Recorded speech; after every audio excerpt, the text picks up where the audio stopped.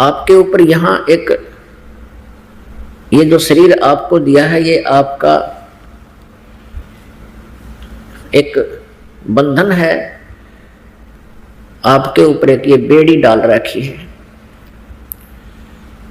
इस प्राणी को परेशान करने के लिए इस काल भगवान ने हमारे ऊपर ये स्थूल शरीर जो चढ़ा रखा है, ये हमें परेशान करने का माध्यम है, मीडिया है।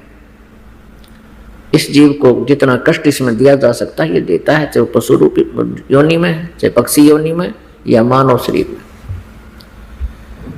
परमात्मा ने आके बताया कि इस शरीर में जिसमें तुम रह रहे हो, ये क्या है, कैसा है। तुम हमेशा इस शरीर को पाकर के ये चिंतित रहते हो, चिंता करते हो कि हे भगवान कहीं मेरी मृत्यु ना हो जाए।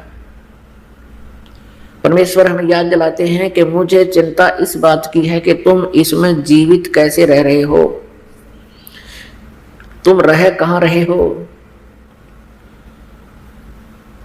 इस शरीर में हड्डियां, मांस, रक्त, थूक, पेशाब, विष्टा, हर तरह की लाड़ इसके अंदर भर रखी हैं और उसमें तुझे डाल रखा है। कभी आपने सड़क के ऊपर कुत्ता मरा हुआ देखा हो एक्सीडेंट के कारण?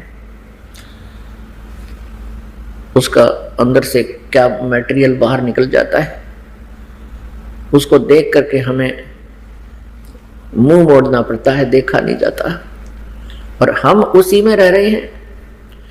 हमारा शरीर ऐसा ही है जिसमें हम विद्यमान हैं।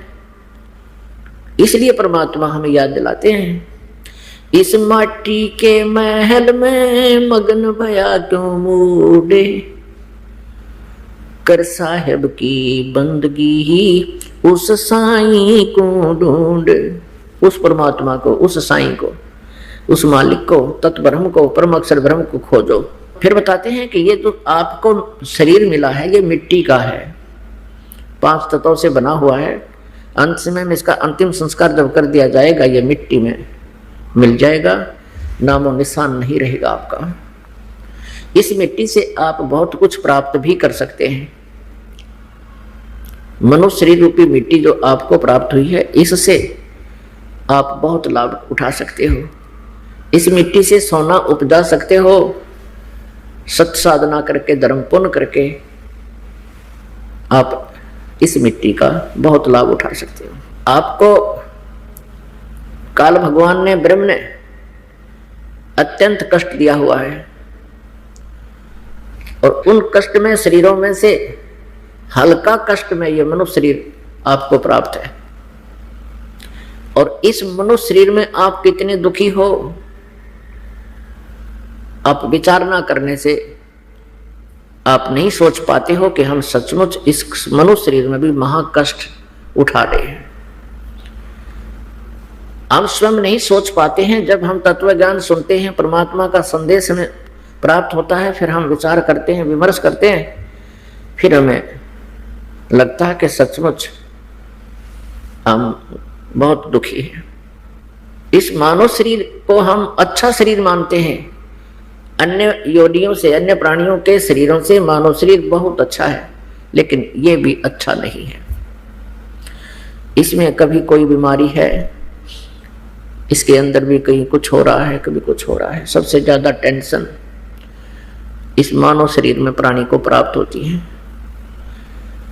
सबसे ज्यादा विकार मानव शरीर में ही हमारे लगा दिए काल ने कि कहीं ये भक्ति ना कर लें। मानव शरीर परमात्मा ने इसलिए हमें दिलवाया इस काल से कि मानव शरीर में ये प्राणी मुझे पहचान लेगा। इस मानव शरीर में इस काल ने और अत्यधिक विकार जड़ दिए ताकि वो भक्ति ना कर सके। प्रथम तो इसने ऐसा जुगाड़ जोड़ दिया कि परमात्मा के बारे में यथार्थ ज्ञान ही इसे प्राप्त ना हो मानव को। आप देख रहे हो, न ब्रह्मा जी को ज्ञान, न विष्णु जी को ज्ञान, न दुर्गा जी को ज्ञान, न ऋषि महर्षियों को आध्यात्मिक वेदों का कोई ज्ञान नहीं, और न ही ब्रह्म को ज्ञान। केवल परम अक्षर ब्रह्म वो तत्व ब्रह्म, वो पूर्ण परमात्मा आकर ही ज्ञान हमें देता है। इसने ऐसी व्यवस्था कर रखी है कि प्रथम तो इस प्राणी को ये ज्ञान ही ना हो, ये साधना करे तो मेरे सतर्की ही करे, मेरे जाल में फंसा रहे, इसकी सोच है ब्रह्म की। और जब परमात्मा आते हैं पूर्ण ब्रह्म, अपना ज्ञान देते हैं, यथार्थ ज्ञान देते हैं, हमें प्रेरणा होती है, हमारी उत्सुकता बढ़ती है, हम खिंच जाते हैं भगवान की तरफ उसके गुणों से परिचित होकर के। फिर हम चाहते हैं कि भक्ति करें, हम चाहते हैं कि डट के भक्ति करें, दिन रात साधना करें, क्योंकि हम परिचित हो जाते हैं इस अध्यात्म ज्ञान से और सभी कर्मों से और उस तत्व ब्रह्म से, परम अक्षर ब्रह्म से। कब परिचित होते हैं? जब तत्वदर्शी संत हमें मिल जाता है। सतगुरु मिले तो इच्छा मिटे पद्मल पदे समाना, और चल हंसा उस लोक पठाऊं जो आज अमर स्थान है। जब हमें यह ज्ञान होता है कि एक ऐसा स्थान है जहां जाने के बाद ना जन्म मृत्यु नहीं होती, जरा मरण नहीं है, बुढ़ापा भी नहीं है, वहां पर हमारा शरीर भी इतना अच्छा है कि उसमें कोई बीपी हाई लो नहीं होता, कोई कष्ट कोड नहीं है, कोई रोग नहीं है। वो अनामय स्थान है, अनामय, जहां रोग नहीं किसी प्रकार का, जन्म मृत्यु का रोग भी नहीं है।